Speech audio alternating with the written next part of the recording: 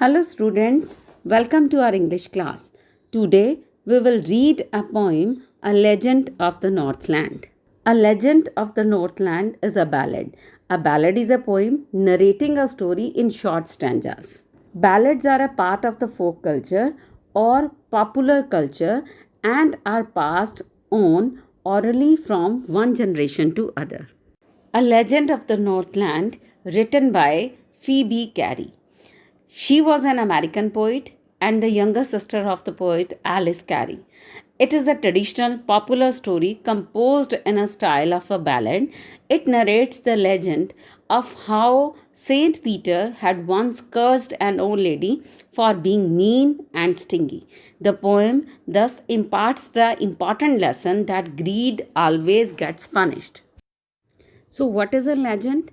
A legend is a story from the ancient times about people and events. The title of the poem tells us that it is a legend, and the legend belongs to Northland, which is very cold region covered with the snow. The closeness of this region to the North Pole gives this place a very cold weather. Since this legend, recited by the poetess, is from Northland, and the title is justified and apt. And this legend deals with a selfish woman who gets cursed by a saint. In this poem, it has 16 stanzas containing 4 lines in each stanza. So let's start the reading of the poem. So let's read the first stanza of the poem. Away, away in the Northland, where the hours of the day are few and the nights are so long in winter that they cannot sleep them through. So in this stanza, the poet describes that he introduces a place of the cold region of Northland, far, far away, close to the North Pole. And it is the place where the sun shines for a very short while, and the nights are extremely cold and dark. It is so cold that the people cannot sleep comfortably at night. Here, the winters are so long and it is difficult to endure them. The winter nights are long and bitterly cold, and it is difficult for the people to sleep at night because they are unable to bear the cold temperature. So now let's read the second stanza, where they harness the swift reindeer to the sledges when it snows, and the children look like the bear's cub in their funny furry clothes. So, in this stanza, the poet describes the people of the Northland. She says that when the snow falls, they like to go for sledging and they tie reindeer up to their sledges because there the reindeer is the means of transport and it is also considered as a beast of burden. And because of the cold region, children wear heavy woolen clothes. Why they wear woolen clothes? Because it is intense cold is there, and which cover them up completely. They look like a cubs of the bears. So now let's read the third stanza. They tell them a curious story. I don't believe it's true, and yet you may learn a lesson. And if I tell the tale to you, so tale here means story. So in this stanza, the poet talks about that how the parents in the Northland tell their children a story because this story is having a moral lesson. So that is why they usually tell the story to their children, although the story may not be true. Here, the poetess also claimed that she didn't know that this story is a real or not, but it should be told to teach children an important lesson. Now, let's read the fourth stanza. Once, when the good Saint Peter lived in the world below and walked about it, preaching just as he did, you know. So, in this stanza, the preach means give religious speech. So, here in this stanza, the poetess explained about a saint whose name was Peter and who traveled around the world and giving his teachings or preaching his teachings about the Jesus Christ. So now let's read the fifth stanza. He came to the door of the cottage in traveling round the earth, where a little woman was making cakes and baking them on the hearth. So in this stanza, the cottage means a small hut, and the hut means a fireplace. So, in this stanza, she continues to say that once Saint Peter came to a little woman's house who was baking cakes on the hearth. Now we will read the sixth stanza. And being faint with the fasting, for the day was almost done, he asked her from her store of cakes to give him a single one. So, in this paragraph, we come to know that the Saint Peter had been wandering about the whole day on an empty stomach because he has not eaten anything. By the evening, he was so weak and tired because of hunger, and he traveled a lot of distance and a long distance, that he was on the verge of fainting. That means he was feeling too much weak of himself. So he requested the little woman to give him just one cake out of too many cakes that she had in her store. So let's read the next stanza. So she made a very little cake, but as it baking lay, she looked at it and thought it seemed too large to give away. So, in this stanza, we come to know that the poet tells us that the woman made a very little small cake, but before she could give it to the Saint Peter, she thought that it was so too big to just to given away like that. Now we will read the eighth stanza. Therefore, she needed another and still a smaller one, but it looked, when she turned it over, as large as the first had done. In this stanza, we come to know that the stingy and the selfish nature of the woman prompted her to bake another one, which was even smaller. But again, when she had finished baking it, she looked at it, and this cake too seemed too large to be given away for free. Now we will read the next stanza. Then she took a tiny scrap of dough and rolled it flat and baked it thin as a wafer, but she couldn't part with that. So in this stanza, the poet says that the woman made third attempt to make a cake. And this time she has determined to make so small that she wouldn't mind giving it away.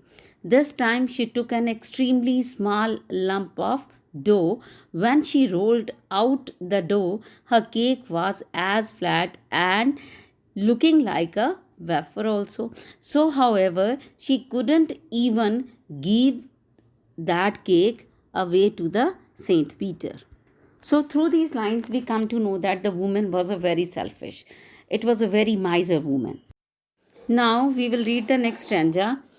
For she said, my cakes that seems too small, but I eat of them myself, are yet too large to give away.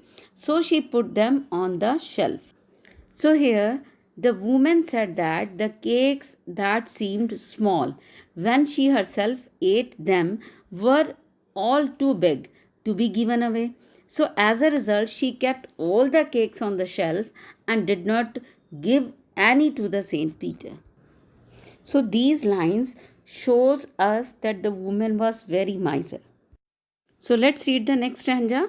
Then good Saint Peter grew angry, for he was hungry and faint, and surely such a woman was enough to provoke a saint. So here provoke means cause to get angry.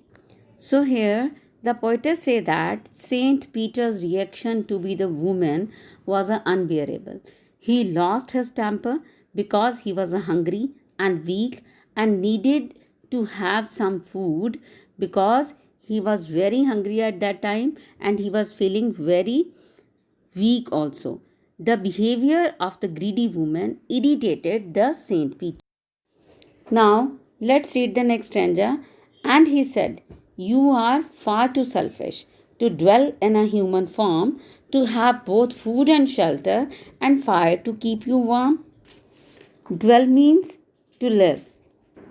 So, in this stanza, Saint Peter cursed on the selfish woman, telling her she did not deserve to have such comforts of the human life.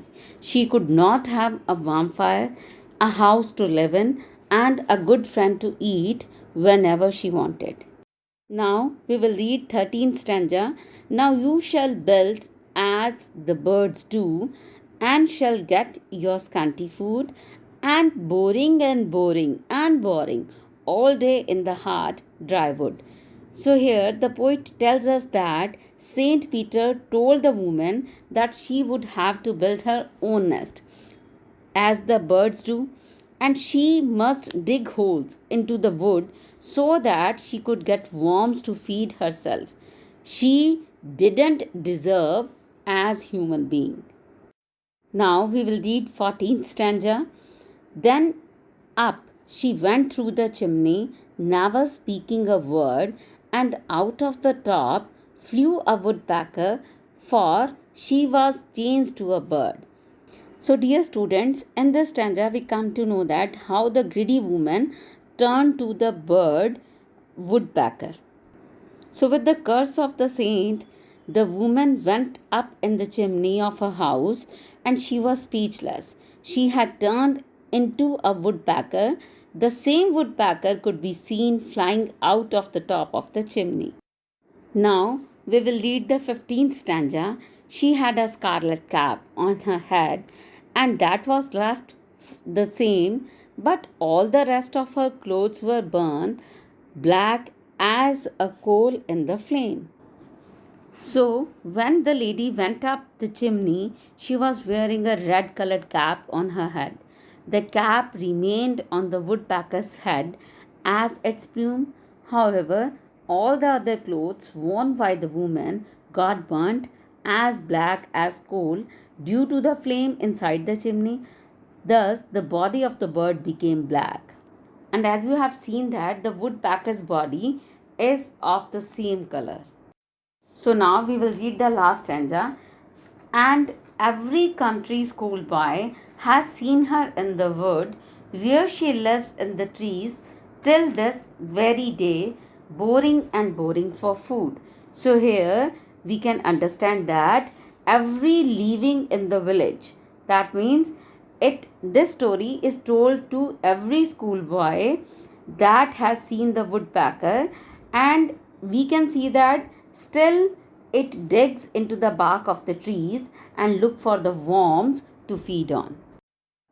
The rhyme scheme of this poem is A B C B.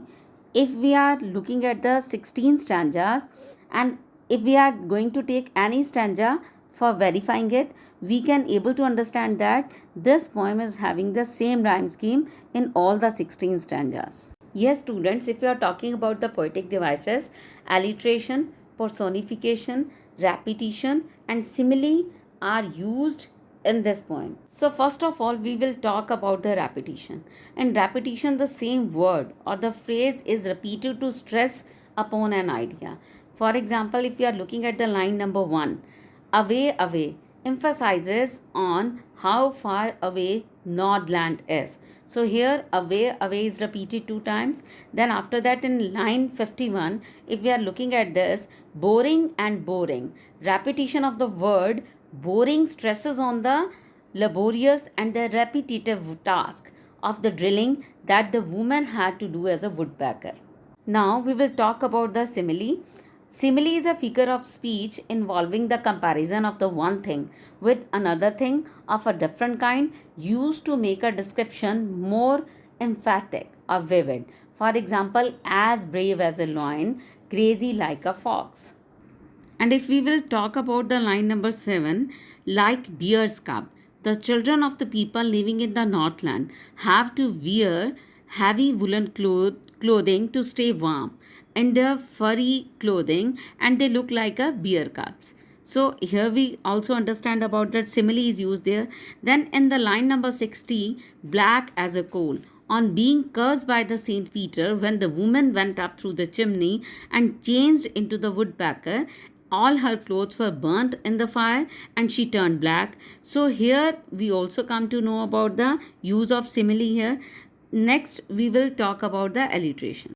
Now if we will talk about the alliteration, alliteration is the occurrence of the same letter or sound at the beginning of the adjacent or the closely connected words. This is used for the rhythmic effect. For example, line number 8, funny and fury. If we talk about the next poetic device, that is a personification, it means giving human qualities to the animals. In the last paragraph, as we have seen that she lives in the trees. So this indicates the personification to the woman related to the bird, woodpecker. Thank you, students. I hope that you are able to understand it.